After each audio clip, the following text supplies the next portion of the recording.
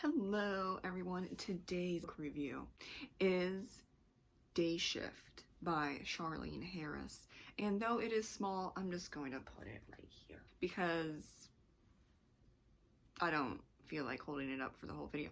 This is the second book in the 3-book series of Midnight Texas. I previously did a review on the first book, which is Midnight Texas. Wow. I had to wait a bit to get books 2 and 3, but right when I did get books 2 and 3, I jumped right on book 2. So it only took me a few days to finish this book, and I'm already into the 3rd book, and I gave this book, Day Shift, 4 out of 5 stars. The simple overview is that Manfred, who is a psychic, a real psychic, meets up with one of his very close clients, Rachel, but she dies, and then her son Louis accuses Manfred of 1, murder, and 2, stealing all of her rubies and diamonds that she supposedly was carrying in her bag when she went to see him for a psychic reading. That just sounds stupid, right? Yeah, but you know, that's what the son was saying about Manfred, and so we are on a journey together with many, not all, but many of the inhabitants of Midnight to figure this situation out, to help Manfred, because it also kind of stems out for other people in the town, because it's so small that if Manfred is affected, then really everyone, or the majority of people, are affected. In this book, we are introduced to Diedrich, and he is a something. I'm not going to tell you what type of shapeshifter he is, but he lives with the Rev, and the Rev, I thought that the Rev was a werewolf, and that's what I said in the first review of the first book. I was like, there's a werewolf here, it's the Rev. I was half right. He's a something, no spoilers, and connected to them is Quinn. And if you read Charlaine Harris, you can see, like, right on the edge right here, all of the Sookie Stackhouse novels. If you read, I forget when Quinn is introduced to Sookie and they kind of have a relationship, there's like 14 whatever novels. I can't, it's a lot to remember. I'm gonna say halfway. Let's say halfway through the Sookie Stackhouse novels. I loved Quinn. I still love Quinn. Quinn is amazing. I love his look. I love his personality. How Charlaine Harris wrote Quinn. Love it. And like at a certain point, I was like, yeah, Sookie is not good enough for Quinn. So that's my feelings on Quinn. And I was really excited to learn, before I got to that part where we meet him, that he has, it's more than a cameo, I think. It's like he's on the page for 20-ish pages, and the book is 360 pages. I don't know if you want to count that as a cameo. I don't. I think a cameo is a few pages, right? Okay.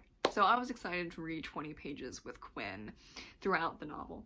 And there's also something new that comes to Midnight, that is a hotel from an unknown rich corporation, and they redo the old hotel, which probably was millions of dollars. And so the people of Midnight are like, why did this big corporation just spend millions upon millions of dollars to invest in this hotel where there's for older people that are like in between a house or assisted living, but they need a place to stay for a few months, and then also the tech people that work in Davie or other bigger areas around Dallas, because it's around Dallas. Midnight's really small, and then you have Davie, which is a few minutes away, and that's where a lot of people kind of live, like in a suburb of Dallas. It's prevalent in the fact that while things are slow with the murder and the jewel whatever and figuring that out.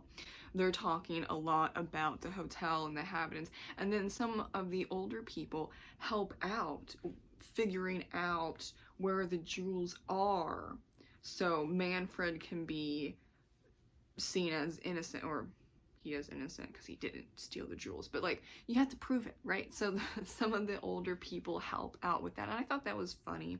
And then we also get to see Barry the bellboy, also from Sookie Stackhouse series. I vaguely remember him. I should probably remember a little bit more. I'm pretty sure he was in Dead in Dallas.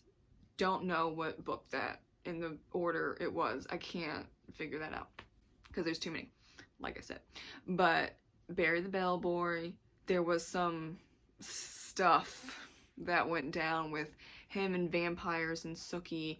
He runs away, he can't stay in Texas anymore, but he is brought back to Texas because of a relative who's older who's staying there, but he needs to get him out because it's just not safe. So there's 2 cameos from the Sookie Stackhouse series, and I think some people forget that the author was very upfront in the fact that, I don't know about her other series, but for the Midnight Texas series, it's in the same universe as Sookie Stackhouse. And when people say that, I'm just saying, they say that or they hint at it because there's going to be cameos. And I like that. I don't think that it's selling out or it's a money grab. I'm sure there are people that do that, but I don't.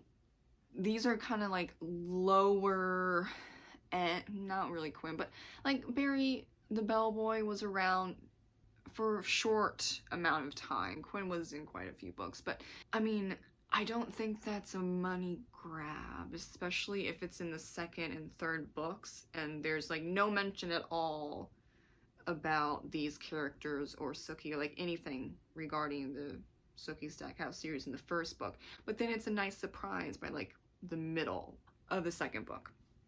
I don't think that's a problem. I think it's fun.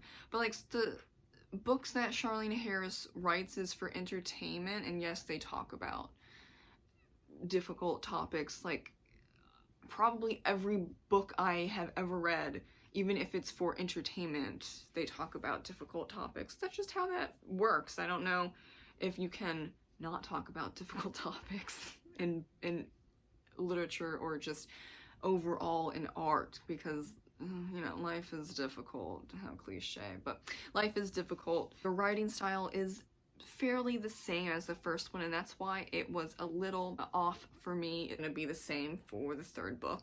It starts out and like it's not even a prologue, it's like it's just a blank top page, and for the 2nd book just a few pages instead of like the 15 pages in the 1st book, where I was just confused.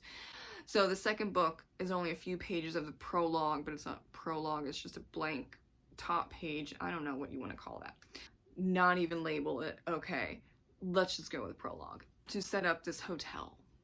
Main plot is about the theft and his client dying in front of him, and like, is he the murderer? So I didn't know what that was completely all about, but it could be because the hotel is a building. Yeah, right, okay, yeah, it's a building, and it's gonna stay in Midnight, and maybe Charlaine wrote the introduction to the hotel and what it's about for the prologue because it's gonna be important in the 3rd book.